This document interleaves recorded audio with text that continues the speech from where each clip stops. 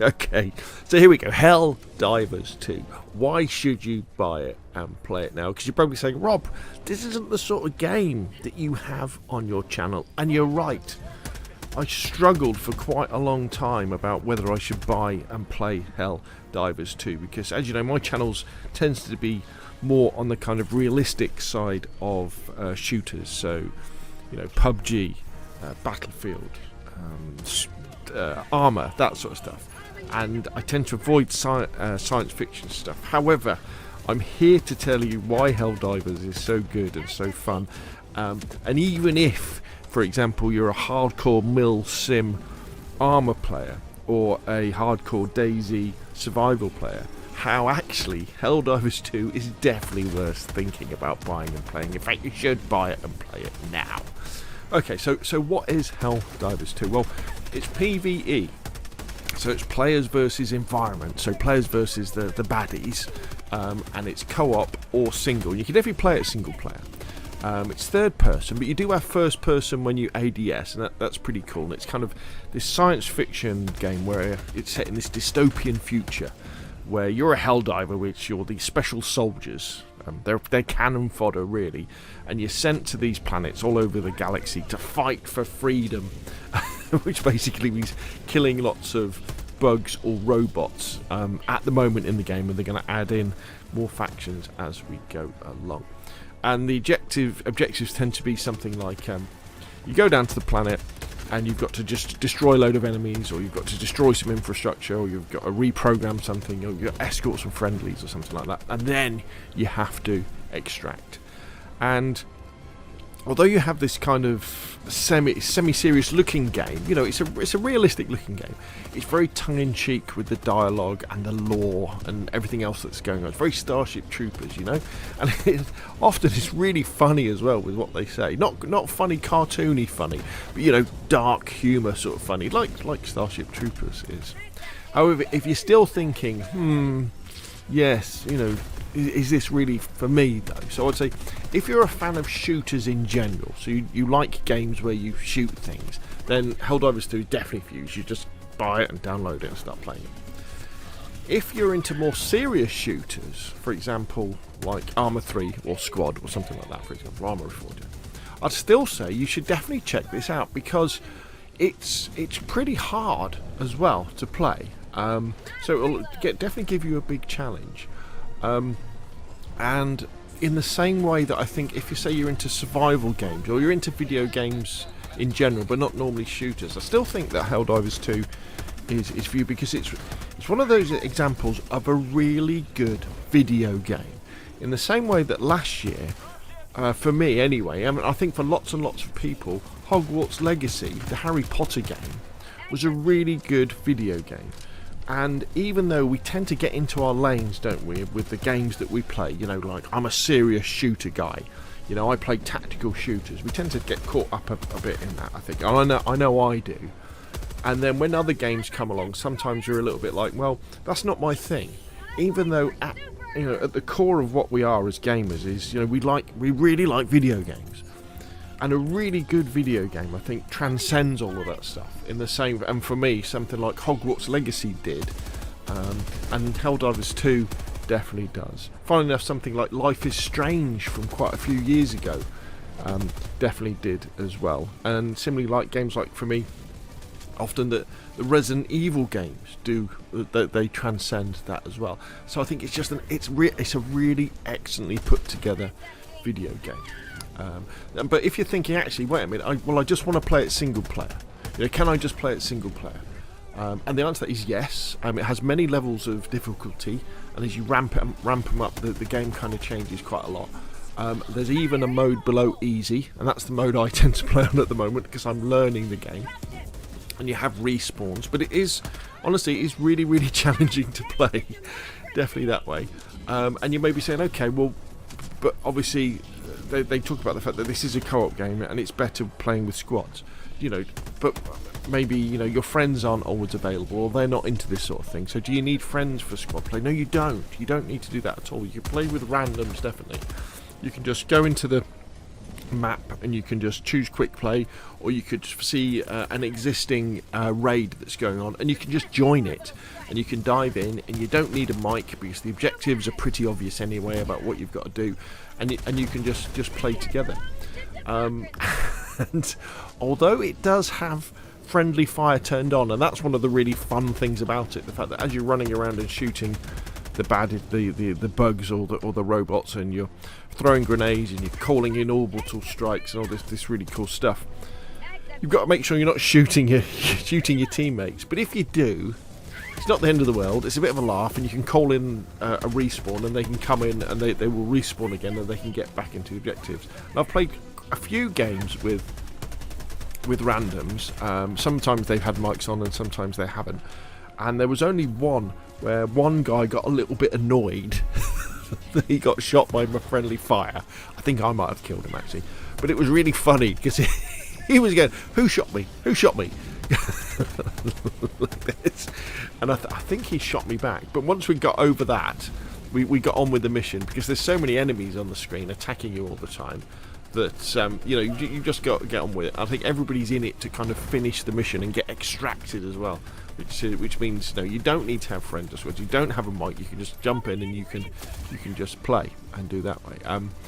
It looks really good, it sounds really good, the shooting is really good as well. I don't think there's any aim assist on this, and if you look at the screen, you can kind of see, you kind of have crosshairs, and then you have a little circle as well where your bullets are actually going. So when you're running around, your bullets are going anywhere apart from where your crosshairs are. So you need to stop, you need to crouch, sometimes you need to go prone if you're using like the heavy machine guns to get that recoil under control so you can actually hit what you're trying to do. And it has this really good gameplay loop of, you go down to the planet, you've got to go towards the objective, and there'll be the odd enemies. When the enemies discover you, you have these horde moments where loads of them will be attacking you, and so you've got to kind of see them off. And when you're just using your normal guns, you're often in a defensive sort of situation where you're trying to get away and shoot them and get away, and then you start using your special weapons like your heavy machine guns and things. You can push the enemies back, or you call in an orbital strike, and then you can push them back, and then you'll be doing your objectives. As you're doing your objectives, the enemies are coming in trying to get you, and then you might have another horde moment where loads of them come in, and then when you've done the objective, you can go straight to the extraction, and you can start the extraction process. Or there's lots of sub-objectives you can do as well. So if, for example, you were playing with your friends on mic, you can say, okay, so we've still got 20 minutes left of this raid. Let's go off and let's find something else. Let's go and get some more samples, because you can pick up all sorts of stuff that give you points when you get out of the game. Otherwise, you go to the extraction point, you activate the extraction, and there's another horde mode that starts. So you've got to kind of defend the extraction point and stay on the extraction point while you're waiting for the shuttle to come down and take you. And it really is lots and lots of fun as well.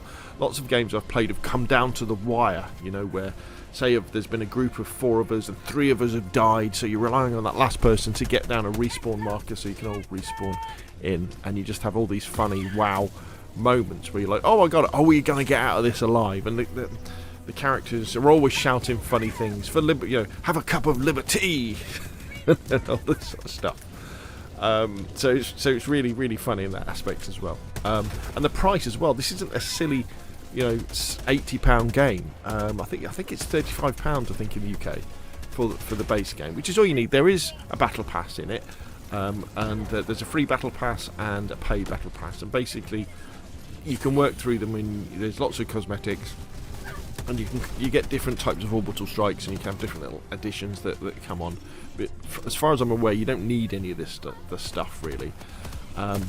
It looks cool. And you go into your ship, and then you kind of jump at hyperdrive to another planet to attack somewhere else, and it's all very good, very enjoyable, and I've been incredibly impressed. Honestly, when it came out and everybody was saying it was amazing, and you were looking at the concurrent players on Steam and you're going, oh wow, a lot of people are playing this, there must be something to it. But I was thinking, yeah, but it's not a serious shooter, Rob.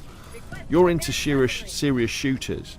That's what you're, and survivor games, that's what your channel is all about. That's what, that's what you need to spend your time on, because that's what your audience is interested in, and that's what you're interested in. That's what you really enjoy. Have you got time for this?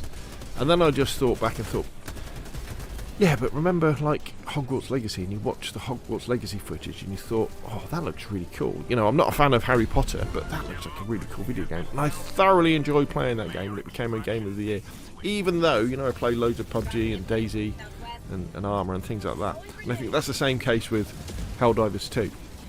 Now, for me personally, this isn't, you know, futuristic sci-fi shooters aren't really my thing. But this one is just done so well. It's just such a good video game that I've got to get in there.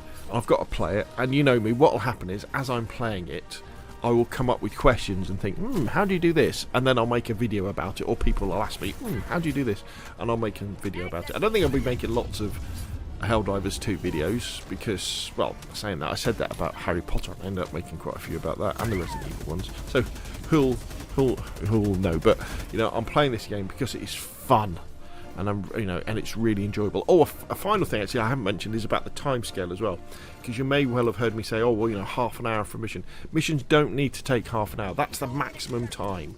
So what happens is when you go down on a mission and you're doing the objectives, you've got half an hour to do it, because after half an hour, you can't call in your like orbital strikes and stuff like that anymore, and reinforcements and things like that. I think you can still extract, but you can't do all that sort of stuff. So missions can be over in 10 minutes, 5 minutes, if you kind of go down to the surface and you've got a squad of people and you all do the objective straight away, and then you extract straight away. They can be over really, really quick, the mission. Or you can take your time and you can explore around and you can find the different, you know, the money that's lying around, and there's lots of environmental storytelling as well that's going on. I mean, you do have to accept that this is a budget game. This isn't a AAA game. So some of it you might just say, oh, that looks a bit rough, or that looks a bit plain, and things like that. But overall, it really is fantastic. And I think with the likes of this and that Pokemon sort of copy game that came out, I think a lot of AAA developers who spend hundreds and hundreds of millions of pounds on video games, you know, with staffs, dev staffs. Actually, that's unfair to say dev staffs, with studio and publisher staffs of thousands and thousands of people, are probably going to be looking at games like Helldivers 2 that are doing so well, and so thinking, okay, what is it about video games that makes them really successful?